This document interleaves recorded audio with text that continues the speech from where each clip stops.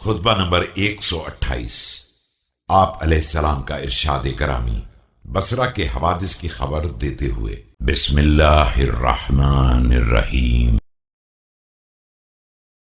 يا أحنف كأني به وقد سار بالجيش الذي لا يكون له غبار ولا لجب ولا قعقعة نجم ولا حمحمة خيل يثيرون الأرض بأقدامهم كأنها أقدام النعام۔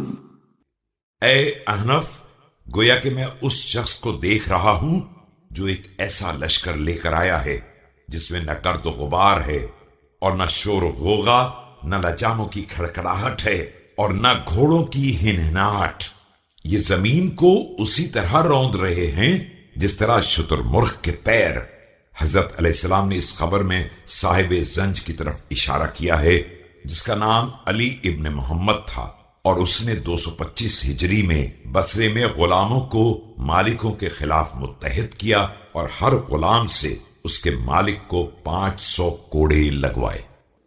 ثم قال عليه السلام: ويل لسكككم العامرة والدور المزخرفة التي لها أجنحة كأجنحة النسور وخراطيم كخراطيم الفيلة۔ پھر آپ علیہ السلام نے فرمایا، افسوس ہے تمہاری آباد گلیوں اور ان سجے سجائے مکانات کے حال پر جن کے چھجے گدھوں کے پر اور ہاتھیوں کی سونڈ کے مانند ہیں۔ من أولئك الذين لا يندب تتيلهم ولا يفقد غائبهم، أنا كاب الدنيا لوجهها وقادرها بقدرها وناظرها بعينها۔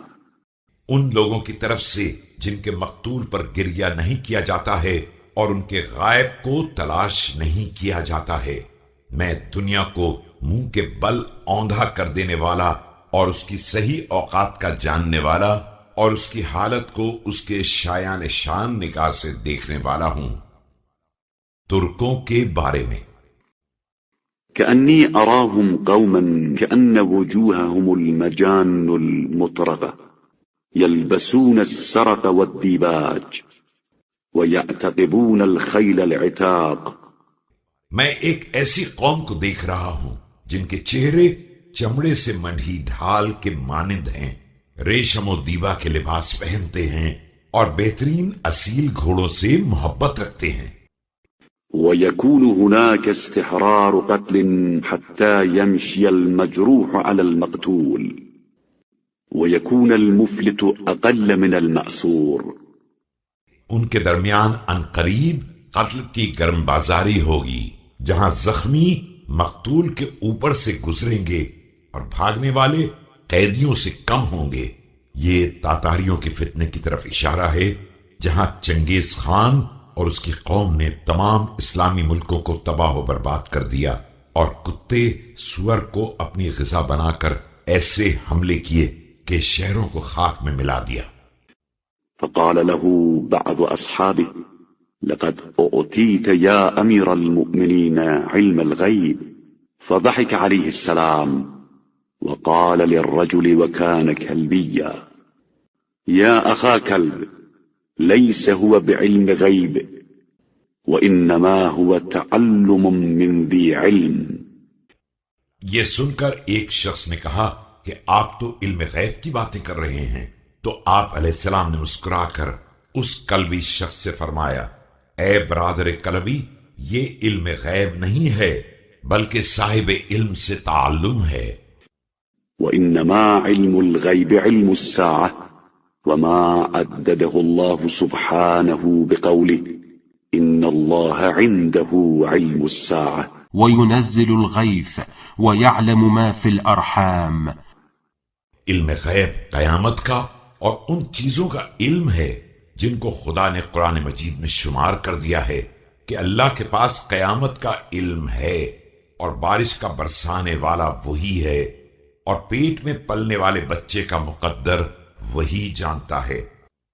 وما تدري نفس ماذا تكسب غدا وما تدري نفس بأي أرض تموت۔